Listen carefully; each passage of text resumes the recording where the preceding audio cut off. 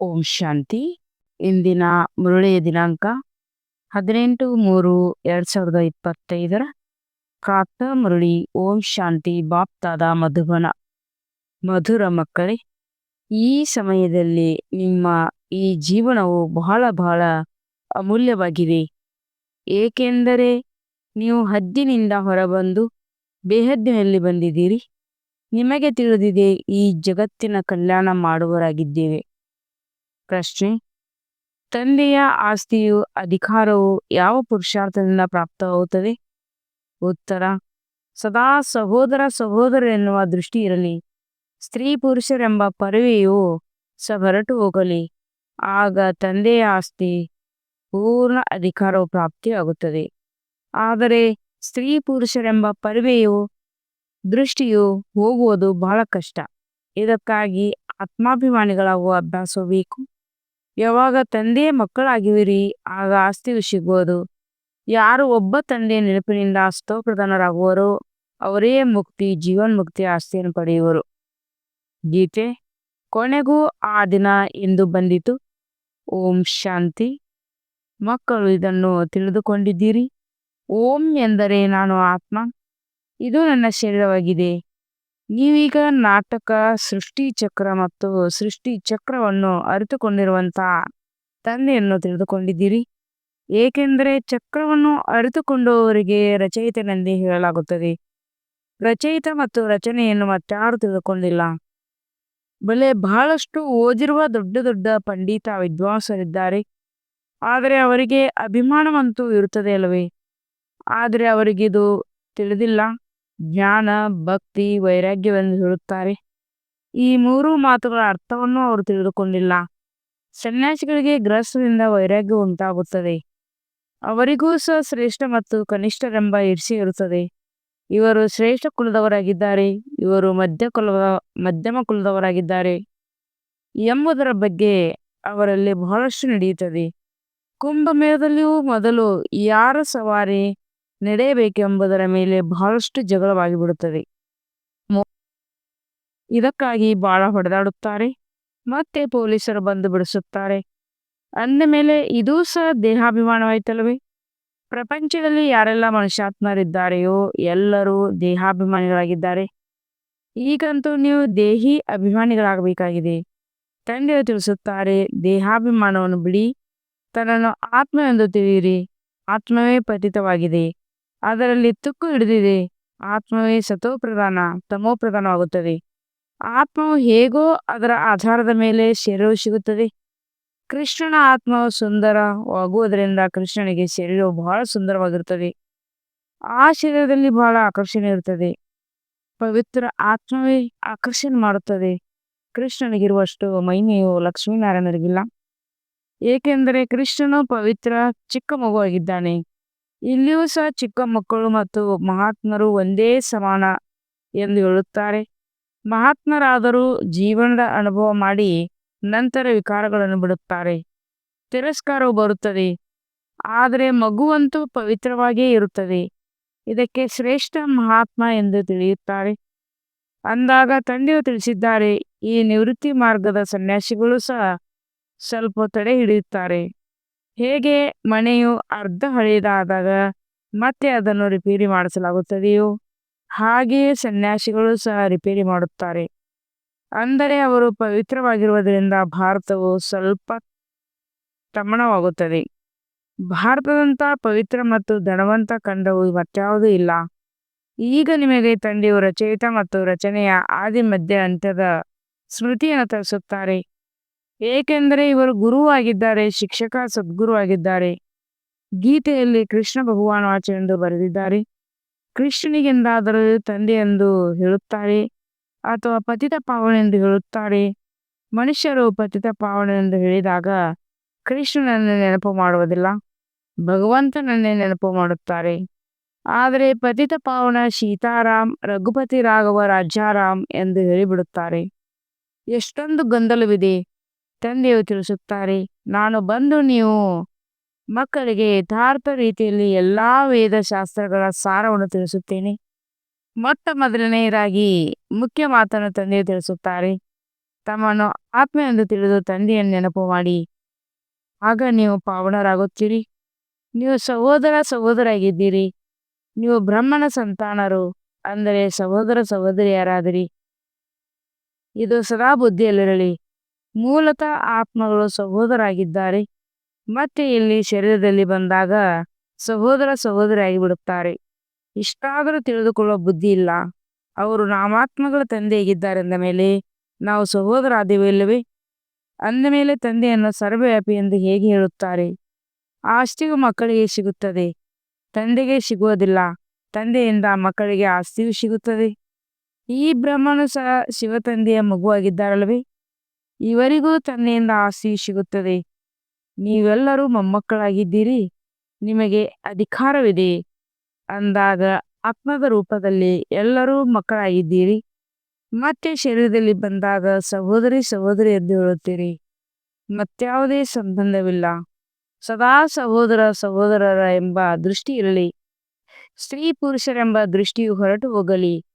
ಯಾವಾಗ ಸ್ತ್ರೀ ಪುರುಷರಿಬ್ಬರು ಹೇ ಪರಂಪಿತ ಎಂದು ಹೇಳುತ್ತೀರೆಂದರೆ ಪರಸ್ಪರ ಸಹೋದರ ಸಹೋದರಾದಿರಲ್ಲವೇ? ತಂದೆಯು ಸಂಗಮೇಘದಲ್ಲಿ ಬಂದು ರಚನೆಯನ್ನು ರಚಿಸಿದಾಗಲೇ ಸಹೋದರ ಸಹೋದರಿ ಆಗುತ್ತೀರಿ. ಆದರೆ ಸ್ತ್ರೀ ಪುರುಷರೆಂಬ ದೃಷ್ಟಿಯು ಬಿಟ್ಟು ಹೋಗುವುದು ಬಹಳ ಕಷ್ಟವಾಗುತ್ತದೆ. ಆದ್ದರಿಂದ ತಂದೆಯು ತಿಳಿಸುತ್ತಾರೆ, ನೀವು ಆತ್ಮಾಭಿಮಾನಿಗಳಾಗಬೇಕು. ತಂದೆಯ ಮಕ್ಕಳಿಗೆ ಆಸ್ತಿ ಸಿಗುತ್ತದೆ. ನನ್ನೊಬ್ಬನನ್ನೇ ನೆನಪು ಮಾಡಿದರೆ ಸತೋಪ್ರಧಾನರಾಗುತ್ತೀರಿ. ಸತೋಪ್ರಧಾನರಾಗದೆ ಹಿಂತಿರುಗಿ ಮುಕ್ತಿ ಜೀವನ್ಮುಕ್ತಿಯಲ್ಲಿ ಹೋಗಲು ಸಾಧ್ಯವಿಲ್ಲ. ಈ ಯುಕ್ತಿಯನ್ನು ಸನ್ಯಾಸಿಗಳೆಂದು ತಿಳಿಸುವುದಿಲ್ಲ. ತಮ್ಮನ್ನು ಆತ್ಮ ಎಂದು ತಿಳಿದು ತಂದೆಯನ್ನು ನೆನಪು ಮಾಡಿ ಎಂದು ಎಂದಿಗೂ ಹೇಳುವುದಿಲ್ಲ. ತಂದೆಗೆ ಪರಂಪಿತ ಪರಮಾತ್ಮನೆಂದು ಕರೆಯಲಾಗುತ್ತದೆ, ಆತ್ಮ ಎಂದು ಎಲ್ಲರಿಗೂ ಹೇಳಲಾಗುತ್ತದೆ. ಆದರೆ ತಂದೆಗೆ ಪರಮ ಆತ್ಮನೆಂದು ಹೇಳಲಾಗುತ್ತದೆ. ಆ ತಂದೆಯು ತಿಳಿಸುತ್ತಾರೆ, ಮಕ್ಕಳೇ, ನಾನು ನೀವು ಮಕ್ಕಳ ಬಳಿ ಬಂದಿದ್ದೇನೆ. ನನಗೆ ಮಾತನಾಡಲು ಮುಖವಂತೂ ಬೇಕಲ್ಲವೇ? ಇತ್ತೀಚೆಗೆ ನೋಡಿ, ಎಲ್ಲಿ ನೋಡಿದರಲ್ಲಿ ಗೋಮುಖವನ್ನು ತೋರಿಸುತ್ತಾರೆ. ಗೋಮುಖದಿಂದ ಅಮೃತವು ಬರುತ್ತದೆ ಎಂದು ಹೇಳುತ್ತಾರೆ. ವಾಸ್ತವದಲ್ಲಿ ಅಮೃತವೆಂದು ಜ್ಞಾನಕ್ಕೆ ಹೇಳಲಾಗುತ್ತದೆ. ಜ್ಞಾನಾಮೃತವು ಮುಖದಿಂದಲೇ ಬರುತ್ತದೆ. ಇದರಲ್ಲಿ ನೀರಿನ ಮಾತಿಲ್ಲ. ಈ ಗೋವು ಅಂದರೆ ಬ್ರಹ್ಮ ತಾಯಿಯೂ ಆಗಿದ್ದಾರೆ. ತಂದೆಯು ಇವರಲ್ಲಿ ಪ್ರವೇಶ ಮಾಡುತ್ತಾರೆ. ಇವರ ಮೂಲಕ ತಮ್ಮನ್ನು ತನ್ನವರನ್ನಾಗಿ ಮಾಡಿಕೊಂಡಿದ್ದಾರೆ. ಇದರಿಂದ ಜ್ಞಾನವು ಬರುತ್ತದೆ. ಇದಕ್ಕೆ ಅವರು ಕಲ್ಲಿನಿಂದ ಮಾಡಿ ಅದರಲ್ಲಿ ಮುಖವನ್ನು ಮಾಡಿದ್ದಾರೆ. ಅಲ್ಲಿಂದ ನೀರು ಬರುತ್ತದೆ. ಅದಂತೂ ಭಕ್ತಿಯ ಪದ್ಧತಿ ಐತಲ್ಲವೇ? ಆದರೆ ಯಥಾರ್ಥ ರೀತಿಯನ್ನು ನೀವು ಮಕ್ಕಳು ಅರ್ಥ ಮಾಡಿಕೊಂಡಿದ್ದೀರಲ್ಲವೇ? ಭೀಷ್ಮ ಪಿತಃ ಮೊದಲಾದವರಿಗೆ ಸಹ ನೀವು ಕುಮಾರಿಯರೇ ಬಾಣವನ್ನು ಹೊಡೆದಿದ್ದೀರಿ. ನೀವು ಕುಮಾರಿಯರಾಗಿದ್ದೀರಿ ಅಂದಾಗ ಯಾರಿಗೋ ಕುಮಾರಿಯಾಗಿರಬೇಕಾಗಿಲ್ಲವೇ? ಅದರ್ ಕುಮಾರ್ ಮತ್ತು ಕುಮಾರಿ ಇಬ್ಬರ ಮಂದಿರಗಳು ಇವೆಯಲ್ಲವೇ? ಪ್ರತ್ಯಕ್ಷದಲ್ಲಿ ನಿಮ್ಮ ನೆನಪಾರ್ಥ ಮಂದಿರವಿದೆಯಲ್ಲವೇ? ಈಗ ತಂದೆಯು ತಿಳಿಸುತ್ತಾರೆ, ನೀವು ಕುಮಾರಿಯರಾಗಿದ್ದೀರೆಂದರೆ ದೃಷ್ಟಿ ಇರಲು ಸಾಧ್ಯವಿಲ್ಲ. ಒಂದು ವೇಳೆ ಆ ರೀತಿ ದೃಷ್ಟಿ ಇದ್ದರೆ ಬಹಳ ಕಠಿಣ ಶಿಕ್ಷೆಯಾಗುವುದು. ದೇಹಾಭಿಮಾನದಲ್ಲಿ ಬರುವುದರಿಂದ ನಾವು ಸಹೋದರ ಸಹೋದರಿಯರೆಂಬುದು ಮರೆತು ಹೋಗುತ್ತದೆ. ಇವರು ಬೀಕೆಯಾಗಿದ್ದಾರೆ, ನಾವು ಬೀಕೆಯಾಗಿದ್ದೇವೆ ಅಂದ ಮೇಲೆ ವಿಕಾರದ ದೃಷ್ಟಿಯು ಇರಲು ಹೇಗೆ ಸಾಧ್ಯ? ಅಂದ ಮೇಲೆ ಅಸುರಿ ಸಂಪ್ರದಾಯದ ಮನುಷ್ಯರು ವಿಕಾರವಿಲ್ಲದೆ ಇರಲು ಸಾಧ್ಯವಾಗುವುದಿಲ್ಲ. ಆದ್ದರಿಂದ ವಿಘ್ನಗಳನ್ನು ಹಾಕುತ್ತಾರೆ. ಈಗ ನೀವು ಕುಮಾರಿಯರಿಗೆ ತಂದೆಯ ಆಸ್ತಿ ಸಿಗುತ್ತದೆ. ತಂದೆಯ ಶ್ರೀಮತದಂತೆ ನಡೆಯಬೇಕು, ಪವಿತ್ರರಾಗಬೇಕಾಗಿದೆ. ಇದು ಈ ವಿಕಾರಿ ಮೃತ್ಯು ಲೋಕದ ಅಂತಿಮ ಜನ್ಮವಾಗಿದೆ. ಇದನ್ನು ಸಹ ಯಾರೂ ತಿಳಿದುಕೊಂಡಿಲ್ಲ. ಅಮರ ಲೋಕದಲ್ಲಿ ಯಾವುದೇ ವಿಕಾರ ಬರುವುದಿಲ್ಲ. ಅವರಿಗೆ ಸತೋಪ್ರಧಾನ ಸಂಪೂರ್ಣ ನಿರ್ವಿಕಾರಿಗಳೆಂದು ಕರೆಯಲಾಗುತ್ತದೆ. ಇಲ್ಲಿ ಎಲ್ಲರೂ ತಮೋಪ್ರಧಾನ ಸಂಪೂರ್ಣ ನಿರ್ವಿಕಾರಿಗಳಾಗಿದ್ದಾರೆ. ಆದ್ದರಿಂದಲೇ ಅವರು ಸಂಪೂರ್ಣ ನಿರ್ವಿಕಾರಿಗಳು, ನಾವು ವಿಕಾರಿಗೆ ಪಾಪಿಗಳೆಂದು ಹೇಳುತ್ತಾರೆ. ಸಂಪೂರ್ಣ ನಿರ್ವಿಕಾರಿಗಳ ಪೂಜೆ ಮಾಡುತ್ತಾರೆ. ತಂದೆಯು ತಿಳಿಸುತ್ತಾರೆ, ನೀವು ಭಾರತವಾಸಿಗಳೇ, ಪೂಜ್ಯರಿಂದ ಪೂಜಾರಿಗಳಾಗುತ್ತೀರಿ, ಪೂಜ್ಯರಿಂದ ಪೂಜಾರಿಗಳಾಗುತ್ತೀರಿ. ಈ ಸಮಯದಲ್ಲಿ ಭಕ್ತಿಯ ಪ್ರಭಾವ ಬಹಳಷ್ಟಿದೆ. ಬಂದು ಭಕ್ತಿಯ ಫಲವನ್ನು ಕೊಡಲಿ. ಎಂದು ಭಕ್ತರು ಭಗವಂತನ ನೆನಪು ಮಾಡುತ್ತಾರೆ. ಭಕ್ತಿಯಲ್ಲಿ ಯಾವ ಸ್ಥಿತಿ ಉಂಟಾಗಿದೆ? ತಂದೆಯು ತಿಳಿಸುತ್ತಾರೆ, ಮುಖ್ಯವಾಗಿ 4 ಧರ್ಮಶಾಸ್ತ್ರಗಳಿವೆ. ಒಂದು ದೇವತಾ ಧರ್ಮವಾಗಿದೆ. ಇದರಲ್ಲಿ ಬ್ರಾಹ್ಮಣ, ಕ್ಷತ್ರಿಯ, ವೈಶ್ಯ ಮೂರೂ ಬಂದು ಬಿಡುತ್ತವೆ. ತಂದೆಯು ಬ್ರಾಹ್ಮಣ ಧರ್ಮವನ್ನು ಸ್ಥಾಪನೆ ಮಾಡುತ್ತಾರೆ. ಬ್ರಾಹ್ಮಣರ ಶಿಕೆಯು ಸಂಗಮದ್ದಾಗಿದೆ. ಈಗ ನೀವು ಬ್ರಾಹ್ಮಣರು ಪುರುಷೋತ್ತಮರಾಗುತ್ತಿದ್ದೀರಿ. ಬ್ರಾಹ್ಮಣರಾದರೆ ನಂತರ ದೇವತೆಗಳಾಗುತ್ತೀರಿ. ಆ ಬ್ರಾಹ್ಮಣರಂತೂ ವಿಕಾರಿಗಳಾಗಿದ್ದಾರೆ. ಅವರು ಈ ಬ್ರಾಹ್ಮಣರ ಮುಂದೆ ನಮಸ್ಕಾರ ಮಾಡುತ್ತಾರೆ. ಬ್ರಾಹ್ಮಣರ ದೇವಿ ದೇವತಾ ನಮಃ ಎಂದು ಹೇಳುತ್ತಾರೆ, ಏಕೆಂದರೆ ಅವರು ಬ್ರಹ್ಮನ ಸಂತಾನರಾಗಿದ್ದರು. ನಾವಂತೂ ಬ್ರಹ್ಮನ ಸಂತಾನರಲ್ಲ ಎಂದು ತಿಳಿದುಕೊಂಡಿದ್ದಾರೆ. ಈಗ ನೀವು ಬ್ರಹ್ಮನ ಸಂತಾನರಾಗಿದ್ದೀರಿ. ನಿಮಗೆ ಎಲ್ಲರೂ ನಮಸ್ಕಾರ ಮಾಡುತ್ತಾರೆ. ನೀವೇ ನಂತರ ದೇವಿ ದೇವತೆಗಳಾಗುತ್ತೀರಿ. ನೀವೀಗ ಬ್ರಹ್ಮಕುಮಾರ ಕುಮಾರಿಯರಾಗಿದ್ದೀರಿ. ನಂತರ ದೇವಿ ಕುಮಾರಿಯರಾಗುತ್ತೀರಿ. ಈ ಸಮಯದಲ್ಲಿ ನಿಮ್ಮ ಜೀವನವು ಬಹಳ ಬಹಳ ಅಮೂಲ್ಯವಾಗಿದೆ. ಏಕೆಂದರೆ ನೀವು ಜಗನ್ಮಾತೆಯರೆಂದು ಗಾಯನವಿದೆ. ನೀವು ಹದ್ದಿನಿಂದ ಹೊರಬಂದು ಬೇಹದ್ದಿನಲ್ಲಿ ಬಂದಿದ್ದೀರಿ. ನಿಮಗೆ ತಿಳಿದಿದೆ, ನಾವು ಈ ಜಗತ್ತಿನ ಕಲ್ಯಾಣ ಮಾಡುವವರಾಗಿದ್ದೇವೆ. ಅಂದ ಮೇಲೆ ಪ್ರತಿಯೊಬ್ಬರೂ ಜಗದಂಬ ಜಗತ್ಪಿತರಾದಿರಿ. ಈ ನರಕದಲ್ಲಿ ಮನುಷ್ಯರು ಬಹಳ ದುಃಖಿಯಾಗಿದ್ದಾರೆ. ನಾವು ಅವರ ಆತ್ಮೀಯ ಸೇವೆ ಮಾಡಲು ಬಂದಿದ್ದೇವೆ. ನಾವು ಅವರನ್ನು ಸ್ವರ್ಗವಾಸಿಗಳನ್ನಾಗಿ ಮಾಡುತ್ತೇವೆ. ತಂದೆಯು ತಿಳಿಸುತ್ತಾರೆ, ನೀವೀಗ ಸೈನಿಕರಾಗಿದ್ದೀರಿ. ಇದಕ್ಕೆ ಯುದ್ಧ ಸ್ಥಳವೆಂದು ಹೇಳಲಾಗುತ್ತದೆ. ಯಾದವರು, ಕೌರವರು ಮತ್ತು ಪಾಂಡವರು ಒಟ್ಟಿಗೆ ಇರುತ್ತಾರೆ. ಸಹೋದರರಲ್ಲವೇ? ಈಗ ನಿಮ್ಮ ಯುದ್ಧವು ಸಹೋದರರೊಂದಿಗಿಲ್ಲ, ರಾವಣನೊಂದಿಗಿದೆ. ಮನುಷ್ಯರನ್ನು ದೇವತೆಗಳನ್ನಾಗಿ ಮಾಡಲು ನೀವು ಸಹೋದರರಿಗೆ ತಿಳಿಸಿಕೊಡುತ್ತೀರಿ. ಅದಕ್ಕೆ ತಂದೆಯು ತಿಳಿಸುತ್ತಾರೆ, ದೇಹ ಸಹಿತ ದೇಹದ ಎಲ್ಲಾ ಸಂಬಂಧಗಳನ್ನು ಬಿಡಬೇಕಾಗಿದೆ. ಇದು ಹಳೆಯ ಪ್ರಪಂಚವಾಗಿದೆ. ಎಷ್ಟು ದೊಡ್ಡ ದೊಡ್ಡ ಅಣೆಕಟ್ಟು, ಕಾಲುವೆ ಮೊದಲಾದವುಗಳನ್ನು ಕಟ್ಟಿಸುತ್ತಾರೆ ಎಂದರೆ ಜನಸಂಖ್ಯೆ ಬಹಳ ಹೆಚ್ಚಾಗಿ ಬಿಟ್ಟಿದೆ. ಸತ್ಯಯುಗದಲ್ಲಿ ನೀವು ಬಹಳ ಕಡಿಮೆ ಜನಸಂಖ್ಯೆ ಇರುತ್ತೀರಿ. ನದಿಗಳಲ್ಲಿ ನೀರು ಸಹ ಬಹಳಷ್ಟಿರುತ್ತದೆ. ದವಸ ಧಾನ್ಯಗಳು ಯಥೇಚ್ಛವಾಗಿರುತ್ತದೆ. ಇಲ್ಲಿ ಈ ಭೂಮಿಯ ಮೇಲೆ ಕೋಟ್ಯಾಂತರ ಮನುಷ್ಯರಿದ್ದಾರೆ. ಅಲ್ಲಿ ಇಡೀ ಭೂಮಿಯ ಮೇಲೆ ಆರಂಭದಲ್ಲಿ 9-10 ಲಕ್ಷ ಜನಸಂಖ್ಯೆ ಇರುತ್ತದೆ. ಮತ್ಯಾವುದೇ ಖಂಡವಿರುವುದಿಲ್ಲ. ನೀವು ಅಲ್ಲಿ ಸ್ವಲ್ಪ ಜಾಗದಲ್ಲೇ ಇರುತ್ತೀರಿ. ನಿಮಗೆ ಎಲ್ಲಿಗೂ ಹೋಗುವ ಅವಶ್ಯಕತೆ ಇರುವುದಿಲ್ಲ. ಅಲ್ಲಿ ವಸಂತ ಋತುವೇ ಇರುತ್ತದೆ. ಪಂಚತತ್ವಗಳು ಸಹ ಯಾವುದೇ ತೊಂದರೆ ಕೊಡುವುದಿಲ್ಲ. ಅಜ್ಞಾನುಸಾರವಾಗಿ ನಡೆಯುತ್ತದೆ. ದುಃಖದ ಚಿಹ್ನೆ ಇರುವುದಿಲ್ಲ. ಅದು ಸ್ವರ್ಗವಾಗಿದೆ, ನರಕವಾಗಿದೆ. ಇದು ಮಧ್ಯದಿಂದ ಆರಂಭವಾಗುತ್ತದೆ. ದೇವತೆಗಳು ವಾಮ ಮಾರ್ಗದಲ್ಲಿ ಬರುವ ಕಾರಣ ರಾವಣ ರಾಜ್ಯವು ಆರಂಭವಾಗುತ್ತದೆ. ನೀವು ತಿಳಿದುಕೊಂಡಿದ್ದೀರಿ, ನಾವು ಡಬಲ್ ಕಿರೀಟಧಾರಿ ಪೂಜ್ಯರಾಗುತ್ತೇವೆ. ನಂತರ ಸಿಂಗಲ್ ಕಿರೀಟಧಾರಿಗಳಾಗುತ್ತೇವೆ. ಸತ್ಯಯುಗದಲ್ಲಿ ಪವಿತ್ರತೆಯ ಚಿಹ್ನೆವಿದೆ. ದೇವತೆಗಳೆಲ್ಲರೂ ಪವಿತ್ರರಾಗುತ್ತಾರೆ. ಇಲ್ಲಿ ಪವಿತ್ರರು ಯಾರೂ ಇಲ್ಲ. ಜನ್ಮವನ್ನಂತೂ ವಿಕಾರದಿಂದಲೇ ಪಡೆಯುತ್ತಾರೆ. ಆದ್ದರಿಂದಲೇ ಇದಕ್ಕೆ ಭ್ರಷ್ಟಾಚಾರಿ ಪ್ರಪಂಚವೆಂದು ಕರೆಯಲಾಗುತ್ತದೆ. ಸತ್ಯಯುಗವು ಶ್ರೇಷ್ಠಾಚಾರಿ ಪ್ರಪಂಚವಾಗಿದೆ. ವಿಕಾರಕ್ಕೆ ಭ್ರಷ್ಟಾಚಾರವೆಂದು ಕರೆಯಲಾಗುತ್ತದೆ. ಮಕ್ಕಳಿಗೆ ತಿಳಿದಿದೆ, ಸತ್ಯಯುಗದಲ್ಲಿ ಪವಿತ್ರ ಪ್ರವೃತ್ತಿ ಮಾರ್ಗವಿತ್ತು. ಈಗ ಅಪವಿತ್ರರಾಗಿಬಿಟ್ಟಿದ್ದಾರೆ. ಈಗ ಪುನಃ ಪವಿತ್ರ ಶ್ರೇಷ್ಠಾಚಾರಿ ಪ್ರಪಂಚವಾಗುತ್ತದೆ. ಸೃಷ್ಟಿ ಚಕ್ರವು ಸುತ್ತುತ್ತದೆ ಅಲ್ಲವೇ? ಪರಂಪಿತ ಪರಮಾತ್ಮನನ್ನೇ ಪತಿತ ಪಾವನ ಎಂದು ಕರೆಯಲಾಗುತ್ತದೆ. ಭಗವಂತನು ಪ್ರೇರಣೆಯಿಂದ ಎಲ್ಲವನ್ನೂ ಮಾಡುತ್ತಾರೆಂದು ಮನುಷ್ಯರು ಹೇಳುತ್ತಾರೆ. ಪ್ರೇರಣೆ ಎಂದರೆ ವಿಚಾರ. ಇದರಲ್ಲಿ ಪ್ರೇರಣೆ ಮಾತೇ ಇಲ್ಲ. ಅವರೇ ಸ್ವಯಂ ಹೇಳುತ್ತಾರೆ, ನಾನು ಶರೀರದ ಆಧಾರವನ್ನು ತೆಗೆದುಕೊಳ್ಳಬೇಕಾಗುತ್ತದೆ. ಮುಖವಿಲ್ಲದೆ ನಾನು ಹೇಗೆ ಶಿಕ್ಷಣ ಕೊಡಲಿ? ಪ್ರೇರಣೆಯಿಂದ ಶಿಕ್ಷಣ ಕೊಡಲು ಸಾಧ್ಯವೇ?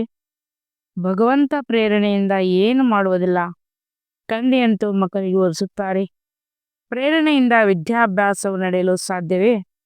ತಂದೆಯ ವಿನಾ ಸೃಷ್ಟಿಯ ಆದಿ ಮಧ್ಯ ಅಂತ್ಯದ ರಹಸ್ಯವನ್ನು ಯಾರೂ ತಿಳಿಸಲು ಸಾಧ್ಯವಿಲ್ಲ. ತಂದೆಯನ್ನೇ ಅರಿತುಕೊಂಡಿಲ್ಲ.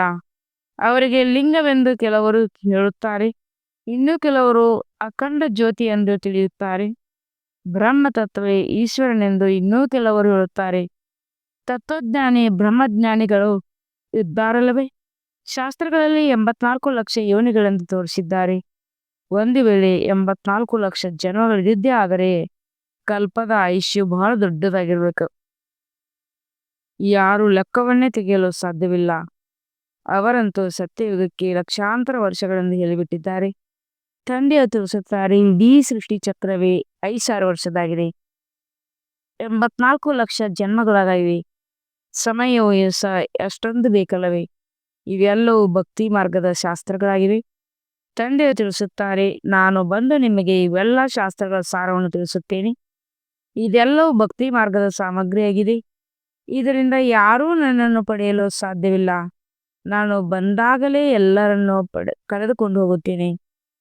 ಹೇ ಪತಿತ ಪಾವನ, ಬನ್ನಿ, ಬಂದು ಪಾವನ ಮಾಡಿ, ನಮ್ಮನ್ನು ಪಾವನ ಪ್ರಪಂಚದಲ್ಲಿ ಕರೆದುಕೊಂಡು ಹೋಗಿ ಎಂದು ನನ್ನನ್ನು ಕರೆಯುತ್ತಾರೆ.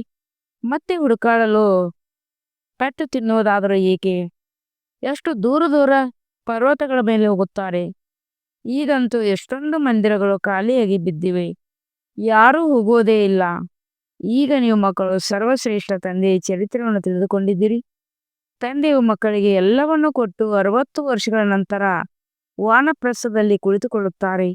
ಈ ಪದ್ಧತಿಯು ಸಹ ಈಗಿನದಾಗಿದೆ ಮತ್ತು ಹಬ್ಬಗಳೆಲ್ಲವೂ ಈ ಸಮಯದ್ದಾಗಿದೆ. ನೀವು ತಿಳಿದುಕೊಂಡಿದ್ದೀರಿ. ನಾವೀಗ ಸಂಗಮೇಘದಲ್ಲಿ ನಿಂತಿದ್ದೇವೆ. ರಾತ್ರಿಯ ನಂತರ ಮತ್ತೆ ದಿನವಾಗುವುದು. ಈಗಂತೂ ಘೋರ ಅಂಧಕಾರವಿದೆ. ಜ್ಞಾನ ಸೂರ್ಯ ಪ್ರಕಟ, ಅಜ್ಞಾನ ಅಂಧಕಾರದ ವಿನಾಶವೆಂದು ಹಾಡುತ್ತಾರೆ. ನೀವು ತಂದೆಯನ್ನು ಮತ್ತು ರಚನೆಯ ಆದಿ ಮಧ್ಯ ಅಂತ್ಯವನ್ನು ಈಗ ತಿಳಿದುಕೊಂಡಿದ್ದೀರಿ. ಹೇಗೆ ತಂದೆಯು ಜ್ಞಾನಪೂರ್ಣರಾಗಿದ್ದಾರೆಯೋ ಅದೇ ರೀತಿ ನೀವು ಸಹ ಮಾಸ್ಟರ್ ಜ್ಞಾನಪೂರ್ಣರಾಗಿ ಬಿಟ್ಟಿದ್ದೀರಿ. ಈಗ ನೀವು ಮಕ್ಕಳಿಗೆ ತಂದೆಯಿಂದ ಬೇಹದ್ದಿನ ಸುಖದ ಆಸ್ತಿಯು ಸಿಗುತ್ತದೆ. ಲೌಕಿಕ ತಂದೆಯಂತೂ ಹದ್ದಿನ ಆಸ್ತಿಯು ಸಿಗುತ್ತದೆ. ಆದ್ದರಿಂದ ಅಲ್ಪಕಾಲದ ಆಸ್ತಿಯು ಸಿಗುತ್ತದೆ. ಅದಕ್ಕೆ ಸನ್ಯಾಸಿಗಳು ಕಾದಿವಿಷ್ಟ ಸಮಾನ ಸುಖವೆಂದು ಹೇಳಿಬಿಡುತ್ತಾರೆ. ಆದ್ದರಿಂದ ಅವರು ಇಲ್ಲಿಗೆ ಬಂದು ಸುಖಕ್ಕಾಗಿ ಪುರುಷಾರ್ಥ ಮಾಡಲು ಸಾಧ್ಯವಿಲ್ಲ. ಅವರು ಹಠಯೋಗಿಗಳು, ನೀವು ರಾಜಯೋಗಿಗಳಾಗಿದ್ದೀರಿ. ನಿಮ್ಮ ಯೋಗವು ತಂದೆಯ ಜೊತೆ ಇದೆ. ಅವರದು ತತ್ವದ ಜೊತೆ ಇದೆ. ಇದೂ ಸಹ ನಾಟಕದಲ್ಲಿ ಮಾಡಲ್ಪಟ್ಟಿದೆ. ಒಳ್ಳೆಯದು. ಮಧುರಾತಿ ಮಧುರ ಅಗಲಿ ಹೋಗಿ ಮರಳಿ ಸಿಕ್ಕಿರುವ ಮಕ್ಕಳ ಪ್ರತಿ ಮಾತ್ಪಿತಾ ಬಾಪ್ತಾದರ ನೆನಪು, ಪ್ರೀತಿ ಹಾಗೂ ಸುಪ್ರಭಾತ. ಆತ್ಮೀಯ ತಂದೆಯ ಆತ್ಮೀಯ ಮಕ್ಕಳಿಗೆ ನಮಸ್ತೆ. हम रूहानी बच्चों की रूहानी बाप दादा को याद स्टार और गुड मॉर्निंग. नमस्ते नमस्ते नमस्ते. शुक्रिया बाबा, शुक्रिया. ವಹ ಬಾಬಾ ವಹ. ಧಾರಣೆಗಾಗಿ ಮುಖ್ಯ ಸಾರ. ಪಾವನರಾಗಬೇಕೆಂದರೆ ನಾಮಾತ್ಮಗಳು ಸಹೋದರಾಗಿದ್ದೇವೆ ಮತ್ತು ಬ್ರಹ್ಮ ತಂದೆಯ ಸಂತಾನರು ಸಹೋದರಾಗಿದ್ದೇವೆ ಎಂಬ ದೃಷ್ಟಿಯನ್ನು ಪಕ್ಕಾ ಮಾಡಿಕೊಳ್ಳಬೇಕಾಗಿದೆ. ಆತ್ಮ ಮತ್ತು ಶರೀರ ಎರಡನ್ನೂ ಪಾವನ ಸತೋಪ್ರಧಾನನಾಗಿ ಮಾಡಿಕೊಳ್ಳಬೇಕಾಗಿದೆ. ದೇಹಾಭಿಮಾನವನ್ನು ಬಿಡಬೇಕಾಗಿದೆ. ಮಾಸ್ಟರ್ ಜ್ಞಾನಪೂರ್ಣರಾಗಿ ಎಲ್ಲರಿಗೆ ರಚಯಿತ ಮತ್ತು ರಚನೆಯ ಜ್ಞಾನವನ್ನು ತಿಳಿಸಿ ಘೋರ ಅಂಧಕಾರದಿಂದ ಹೊರತೆಗೆಯಬೇಕಾಗಿದೆ. ನರಕವಾಸಿ ಮನುಷ್ಯರ ಆತ್ಮಿಕ ಸೇವೆ ಮಾಡಿ ಸ್ವರ್ಗವಾಸಿಗಳನ್ನಾಗಿ ಮಾಡಬೇಕಾಗಿದೆ. ವರದಾನ: ಮಾಸ್ಟರ್ ಜ್ಞಾನಸಾಗರವಾಗಿ ಜ್ಞಾನದ ಆಳದಲ್ಲಿ ಹೋಗುವಂತ ಅನುಭವ ರೂಪಿ ರತ್ನಗಳಿಂದ ಸಂಪನ್ನ ಭವ. ಯಾವ ಮಕ್ಕಳು ಜ್ಞಾನದ ಆಳದಲ್ಲಿ ಹೋಗುತ್ತಾರೆ ಅವರು ಅನುಭವ ರೂಪಿ ರತ್ನಗಳಿಂದ ಸಂಪನ್ನರಾಗುತ್ತಾರೆ. ಒಂದಾಗಿದೆ ಜ್ಞಾನ ಕೇಳುವುದು ಮತ್ತು ಹೇಳುವುದು, ಇನ್ನೊಂದಾಗಿದೆ ಅನುಭವ ಮೂರ್ತಿಯಾಗುವುದು. ಅನುಭವಿ ಸದಾ ಅವಿನಾಶಿ ಮತ್ತು ನಿರ್ವಿಘ್ನರಾಗುತ್ತಾರೆ. ಅವರನ್ನು ಯಾರೂ ಅಲುಗಾಡಿಸಲು ಸಾಧ್ಯವಿಲ್ಲ. ಅನುಭವಿಯ ಮುಂದೆ ಮಾಯು ಯಾವುದೇ ಪ್ರಯತ್ನ ಸಫಲವಾಗುವುದಿಲ್ಲ. ಅನುಭವಿ ಎಂದು ಮೋಸ ಹೋಗುವುದಿಲ್ಲ. ಆದ್ದರಿಂದ ಅನುಭವಗಳನ್ನು ಹೆಚ್ಚಿಸಿಕೊಳ್ಳುತ್ತಾ ಪ್ರತಿ ಗುಣದ ಅನುಭವ ಮೂರ್ತಿಗಳಾಗಿ ಮನನ ಶಕ್ತಿಯ ಮುಖಾಂತರ ಶುದ್ಧ ಸಂಕಲ್ಪ ಸ್ಟಾಕ್ ಜಮಾ ಮಾಡಿಕೊಳ್ಳಿ. ಸ್ಲೋಗನ್: ಯಾರು ದೇಹದ ಸೂಕ್ಷ್ಮ ಅಭಿಮಾನದ ಸಂಬಂಧದಿಂದಲೂ ನ್ಯಾರ ಆಗಿರುತ್ತಾರೆ ಅವರೇ ಪರಿಷ್ಠ ಆಗಿದ್ದಾರೆ. ಅವ್ಯಕ್ತ ಸೂಚನೆ: ಸತ್ಯ ಮತ್ತು ಸಭ್ಯತೆಯ ರೂಪಿ ಕಲ್ಚರ್ ತಮ್ಮದಾಗಿಸಿಕೊಳ್ಳಿರಿ.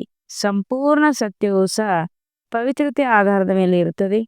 ಪವಿತ್ರತೆ ಇಲ್ಲದಿದ್ದರೆ ಸದಾ ಸತ್ಯತೆ ಇರಲು ಸಾಧ್ಯವಿಲ್ಲ. ಕೇವಲ ಕಾಮ ವಿಕಾರ ಅಪವಿತ್ರತೆಯಲ್ಲ, ಆದರೆ ಅದರ ಇನ್ನೂ ಅನೇಕ ಜೊತೆಗಾರಿದ್ದಾರೆ. ಅಂದ ಮೇಲೆ ಮಹಾನ್ ಪವಿತ್ರ ಎಂದರೆ ಅಪವಿತ್ರತೆಯ ಹೆಸರು ಚಿಹ್ನೆಯೂ ಸಹ ಇಲ್ಲದಿರಲಿ. ಆಗ ಪರಮಾತ್ಮ ಪ್ರತ್ಯಕ್ಷತೆಯ ನಿಮಿತ್ತ ಆಗುವಿರಿ. ಓಂ ಶಾಂತಿ.